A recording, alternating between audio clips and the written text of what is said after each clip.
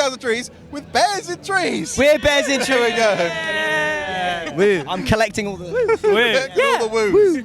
Right, do you want to introduce yourselves? I'm Ian. I'm Nick. I'm George. And I'm Callum. And we are Bears in Trees. There we go. How lame. I got the wrong band name. I'm an idiot. Right, the first time I saw you guys was you headlined Golden Touch Festival in Portsmouth. And I want to say like 2022, was it? That would have been right. Yeah. 22. Yeah, 2 years ago. And like I hadn't heard of you guys, and then suddenly all these kids started coming in with bear like ears on. I was like, what is going on? Like, Did do that, yeah. I remember that festival. That doesn't always happen, but that festival's Portsmouth. Something about Portsmouth. They love a bear here. They love a bear band. Yeah, I like Portsmouth. see, I thought it was like I was like, these guys have got like a proper little cult following going. Like, Oh, we do have a pretty cult following. Yeah. But that was a great show. We enjoyed it. Yeah. It was really fun. We had a really good Chinese food that day that set a very long-running precedent in our band for how good Chinese food can be. So Very true. It was good. Always going to be a good show. Yeah. That what defines a show. But the food was good beforehand.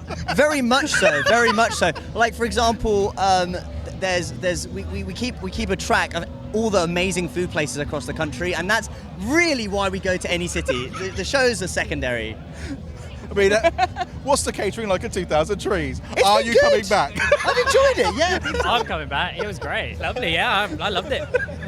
It was rubbish. We're not coming back. That's it. We're done. We're not even playing it today. So yeah, obviously, one of the big things, you guys, is a headline tour in the US of A. Yes, our first full US headline in September, October. It's going to be a lot of fun. We're super excited for it. Like, how long have you been dreaming of that moment? Well, I mean, so we went out first to the United States with a band called Just Friends, who are a California band. Amazing people, and they just really liked what we did, so they brought us out, and ever since then people have just been dying for us to go out and do a full set. So yeah, it's been 3 years in the making to try and get... It's kind of terrifying. Like, it's very exciting, and I think it's going to be amazing, but there is something terrifying about we are playing 21, 22 shows, headline shows across the US. It's a bit like, oh, I don't know if we should be doing that, but we are. The US is so freaking big. It's massive. Yeah, I mean, 21 shows, that's nothing. You should do 45. Well, That's not even every state. We just came off tour with the wonderful Happy Fits, and they did a US tour twice over, the double US tour, and it was like, I don't know, 2 months, 3 months? Crazy. Constantly on the road. I mean, you should get some good food. Yeah, I mean, well, the American food, it clogs you up. We've got to be so careful. Anytime we enter Texas, it is with danger zone. One of us is going to have a bad time. The regulations on food there are not the same. That's all I'm going to say. Yeah, true.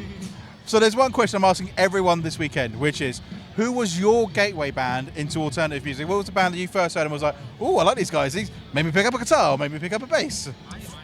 Fall Out Boy. Oh. Probably Fall Out Boy as well. Two Door Cinema Club. Oh, Mayday Parade. nice. None of these have come out today. Have come out you this go. weekend so far. But Two Door Cinema Club. Yeah. That's a I'm shout. an indie kid. I love that. If then Fall Out Boy, yeah. Me and Nick, the only time we ever skipped school, because we're nerds, was to see Fall Out Boy when they came back from hiatus, yeah. So what was the first Fall Out Boy song that you heard then? The takes over the breaks over. The take over the breaks over. Mine was Thanks for the Memories. Nice. I mean, Thanks for the Marriage, I think is their best song. It's up there as one of the best singles for sure. Yeah. I love the one of the best drumming. singles. That's so elitist. I love that. Oh, real fan over here. Well, if you discount the good songs, it's one of their best. I love that answer. But yes, Fall Out Boy is a good shout. Mm-hmm. They're all good shouts. I like it. Everyone so far has given different answers. I've had Green Day, Sum 41. Classics. Offspring. I want to talk about Callum's Mayday Parade for a bit, because it took so long to get Callum into alternative music. Literally. These two, we went to the same secondary school, and these two were listening to alternative music and Fall Out Boy and went into all of that, and I was refusing to listen to any of it. I played the flute and was like, no, classical music is the one, blah, blah, blah, blah. And then Oh Well Oh Well by Mayday Parade apparently is a gateway drug into pop punk, apparently, and that was the song. Well, that's the thing with Mayday Parade. Those piano licks, it gets a classical kid involved. That's the thing. Classical music was Callum's punk. So you were pure classical. Pretty much classical and like just pop. Busted. That was as far as I went on the pop punk scene, was Busted. A bit of McFly if I was feeling spicy, you know. Oh yeah. But Busted are they're quite Busted a big are getting band there. for a lot of people. Yeah. Oh, I love Busted so much. That album, Crash the Wedding, I remember running around the kitchen listening to that at Christmas. So good. Good album. So for the people that maybe haven't heard of Bears in Trees, because they've been living under a rock, say, how would you describe your Bears in Trees to people? We describe ourselves as a dirtbag boy band because we. I don't know. If One Direction spent like 6 weeks in the forest with no tent and had to fend for their own selves and then came back, Zayn's dead, you know, Harry's like braided hair come back, you know, and they finally made it. That's us. Louis Tomlinson's like, I've seen things no human should see. You are the One Direction that have been living in a forest. Yeah. Feral. And that describes the music and the vibes, all of it. We're still doing choreographed dance, but now we think about death too much.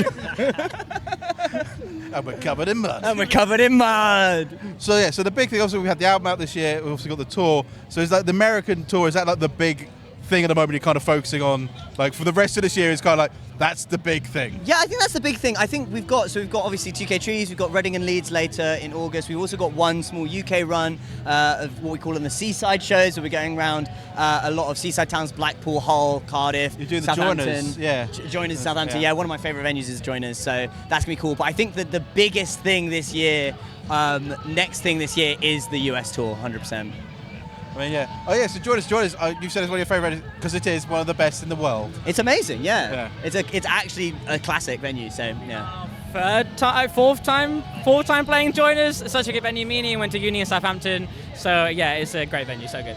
Yeah, we live in Fareham, so we're just literally down the road. Classic. And the Joiners is just, I don't know what it is about it, because like, as a punter, I think it's amazing, but every band always says it's amazing as well. So what is it from your perspective that makes it so good? I think because so many bands say it has a legacy, you assume it has a legacy, and it's almost like bands claiming it has a legacy just builds it up to be this wonderful venue, you know? I think it's completely vibes. Like the Joiners, there's no side of stage access. You have to walk through the crowd. Like that should be bad. And like the weird stairs to get up to the bathroom in the green room is like, it's lovely. It's just kind of a room at the top, and it's just like, it shouldn't be amazing, but it's just vibes. I think good venues are good because they have good vibes, and the Joiners has that. And it's just the people, the staff, the people who work there are also always just lovely to work with. And yeah, I just think that it's a myth. It's mythologized itself. It has, and being a part of that myth makes you feel good. And I do like the fact that you said about the no access, and then every encore's like, you have to hide. You have to hide behind your guitars. Yeah. turn the lights off. Turn the lights off. Back on. Yeah. No. It's really exciting having you guys on. It seems to me like, we saw you at 2000 Trees, and then it was like people knowing Bears Trees, and it's something like this year. It's like everyone seems to. Like, it seems to be like, for me, from my perspective, it seems like you've kind of blown up this year. What's felt nice is we feel like we're a little bit more of a something that Nick said recently. We're more of a band with a capital B. You know, we were before just four friends who liked to make music together, who played silly bars and just to whoever wanted to hear us. And now it feels like we've been a little bit more accepted into the general ethos of the scene, which is nice.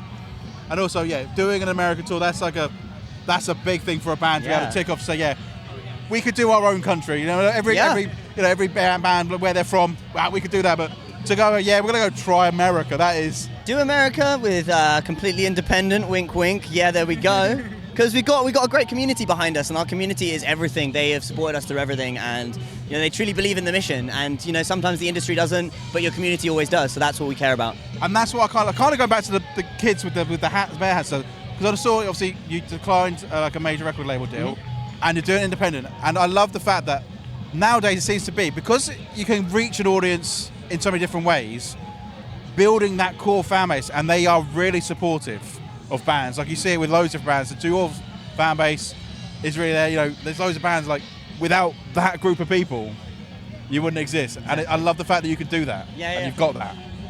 Yeah, 100%. I mean, our fans are the reason we're here. They've supported us from day one. People were getting Bears and Trees tattoos years ago, and we were like, this is crazy. We're still at uni. Like, we are just hanging out. I mean, it never gets old. Yeah, it's impressive because, like you said, it's such a young band as well, and to be able to reach out and get that, and to go across to America by yourselves, it's a scary prospect, but because you've got that support from them, you're able to do it, Yeah. which is amazing. Really looking forward to see what happens to you guys. And we'll probably try and come down to join the show in Southampton on 17th of August. I want to say off the top of my head. Oh, if you've got that, I'm going to have to look it up. But if you've got that right, I want to Drum roll. say it's in August. It's definitely in August. Was it right? 17th of August, join us. My memory has served me well from the research.